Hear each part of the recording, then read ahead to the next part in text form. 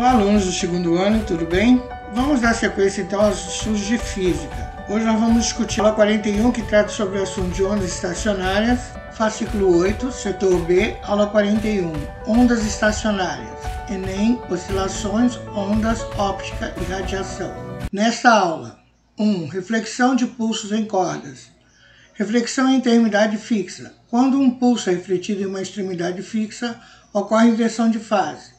Se não houver dissipação de energia, a amplitude do pulso refletido será igual à amplitude do pulso incidente. Então a corda está presa, está fixada e provoca um pulso. Se não houver perda de energia, ele irá em um sentido e voltará ao contrário. Flexão de um pulso de uma corda com extremidade fixa. Observe que a fase do pulso foi invertida. Então a fase ela irá num sentido e voltará invertida.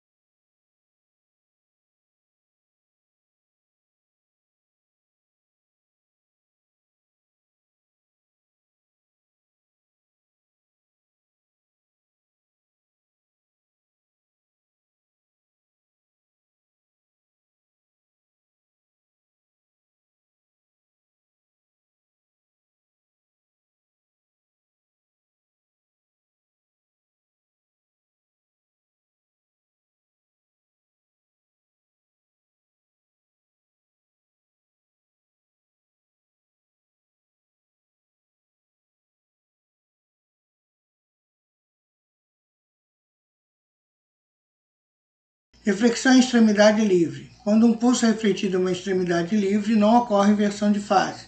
Se não houver dissipação de energia, a amplitude do pulso refletido será igual à amplitude do pulso incidente. Bom, agora nós temos uma corda não fixa.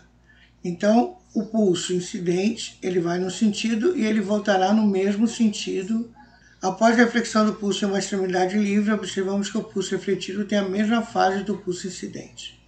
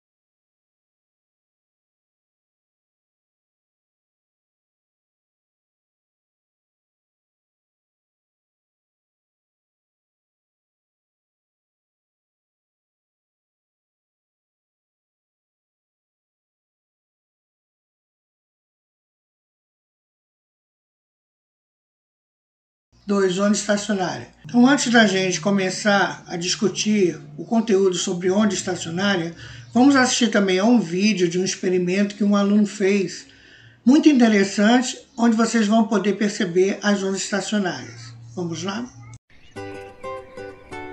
Olá, esta é a atividade 2. O tema é ondas mecânicas e a gente vai construir um gerador de ondas estacionárias. Mas antes você precisa saber o que é ondas mecânicas, que são perturbações que precisam de um meio material elástico para se propagar.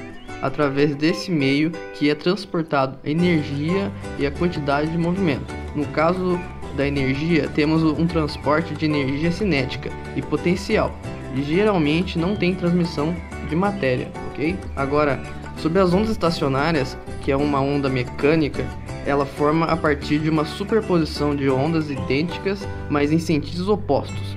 No nosso caso, vamos ter um motor gerando ondas no sentido horário e no sentido anti-horário.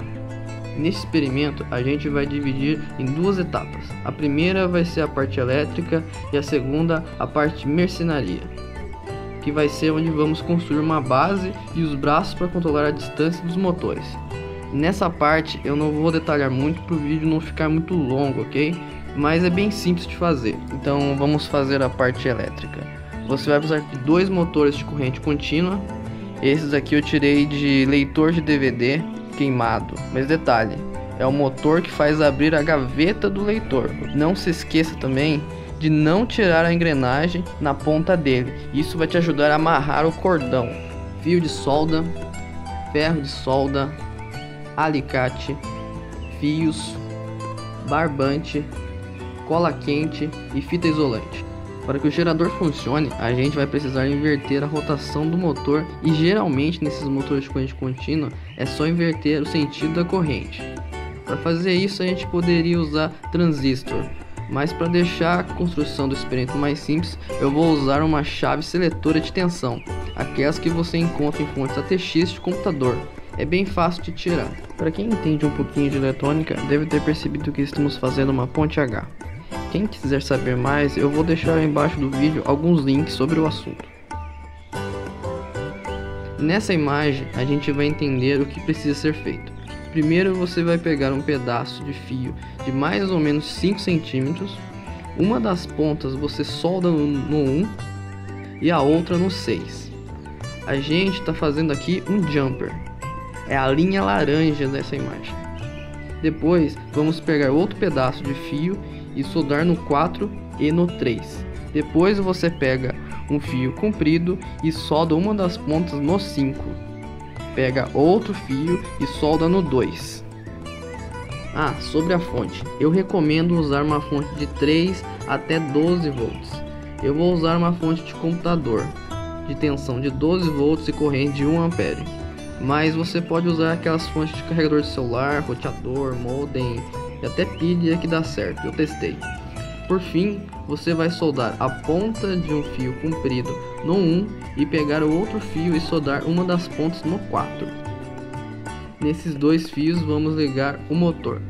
Veja a imagem. Depois de fazer essa parte, não se esqueça de fazer um teste. Você pode alterar a posição do indutor para mudar a rotação do motor. Verifique.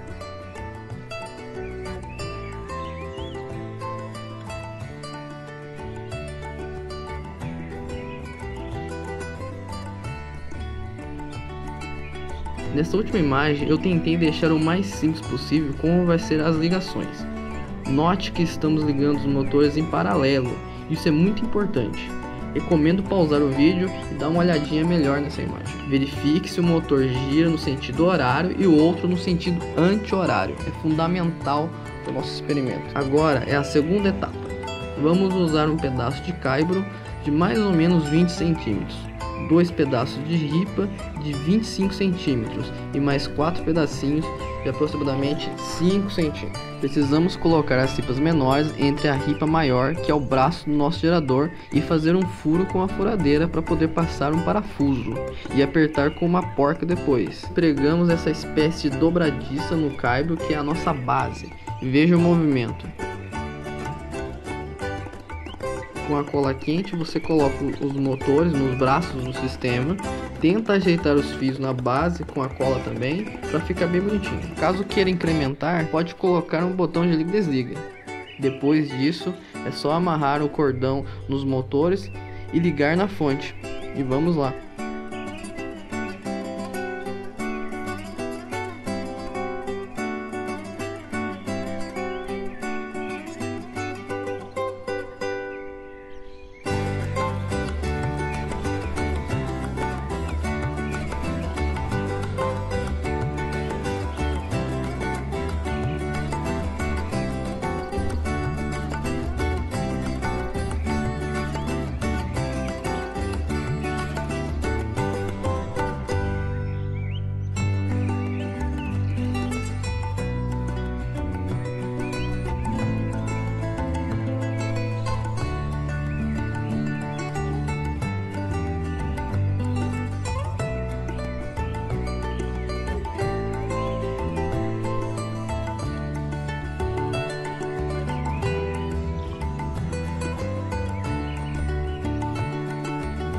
Agradecimentos especiais a Vanessa, minha namorada, e ao meu pai, Luiz.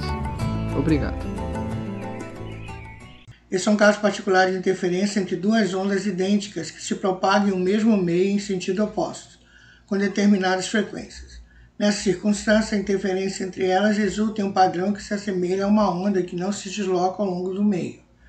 Então eu tenho aqui os ventres e os nós. Ventre na parte superior, nós na parte inferior. Os ventres têm interferência construtiva e os nós têm interferência destrutiva. O comprimento de um fuso corresponde à meia onda das ondas que originam a onda estacionária. Então, o fuso corresponde à meia onda da onda, em classe.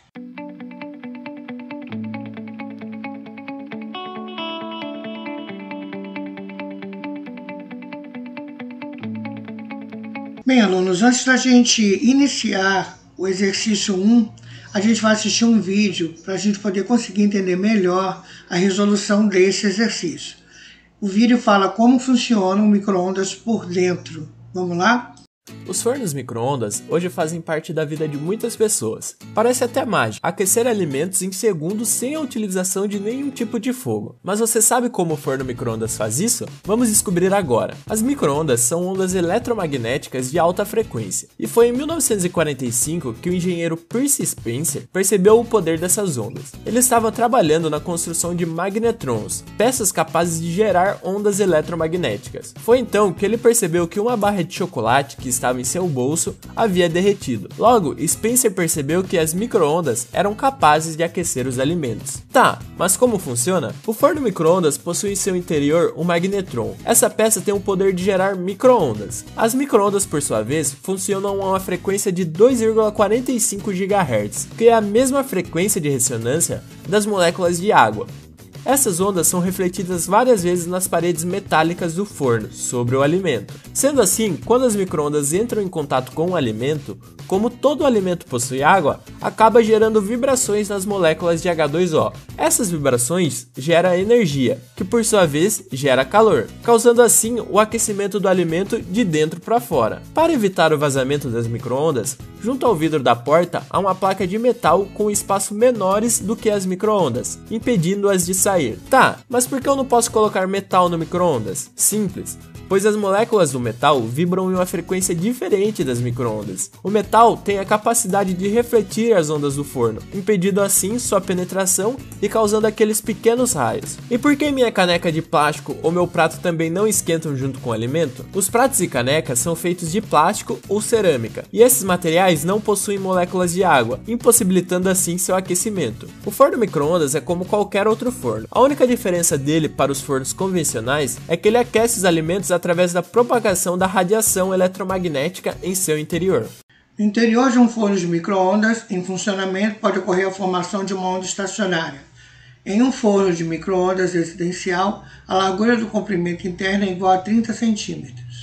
Considere que as micro-ondas se propagam no ar com uma velocidade aproximadamente igual a 3 vezes 10 à oitava metro por segundo e que sua frequência é aproximadamente igual a 2,5 vezes 10 à nona reta. Responda às questões a seguir a respeito das ondas estacionárias. Letra A. Que tipo de interferência acontece nos ventres de uma onda estacionária?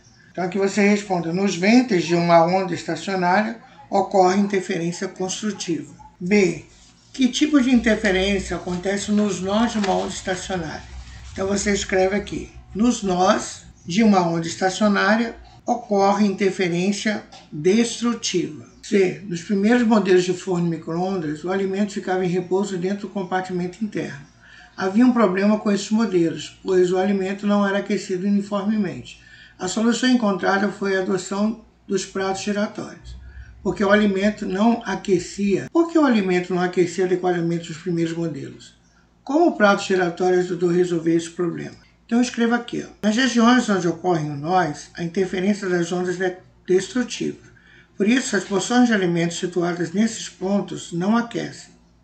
Nos primeiros modelos, alimentos não se moviam dentro do compartimento interno. Os pratos giratórios mudam as posições do alimento, fazendo com que todas as partes sejam mais aquecidas. Letra D. Qual o comprimento de onda dessas micro-ondas? Vamos calcular. Então vamos resolver o exercício 1D. Bom, pela equação fundamental da ondulatória,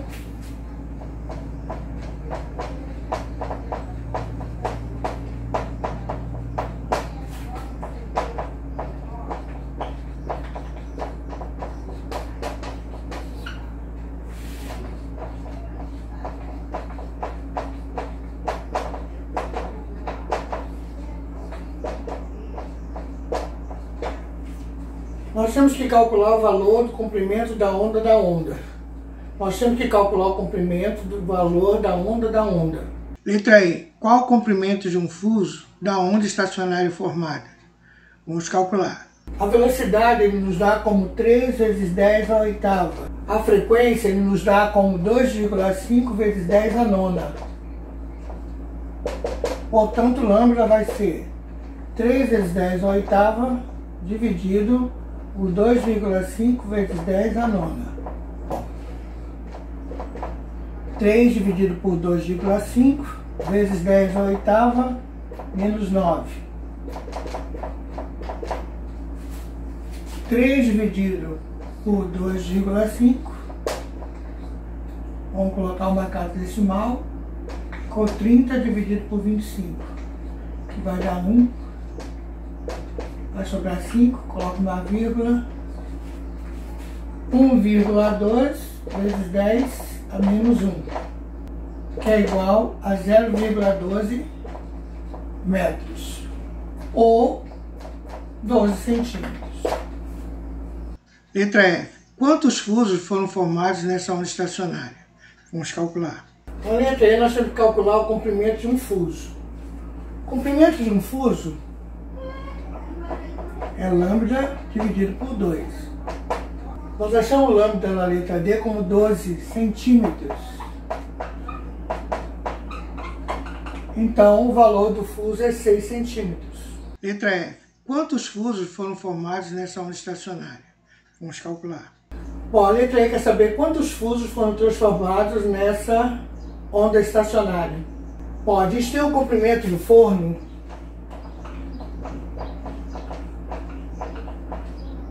de 30 centímetros.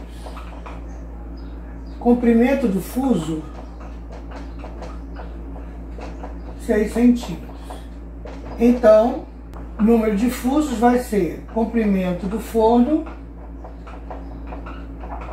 dividido pelo comprimento do fuso. 30 dividido por 6, 5 fusos. Terminamos então de discutir as atividades da aula 41. Amanhã nós vamos ver as aulas 42 e 43 e em janeiro a gente termina o setor B. Então, não deixem de fazer todas as atividades agora, assistirem a todas as videoaulas para que vocês fiquem tranquilos. Bom estudo!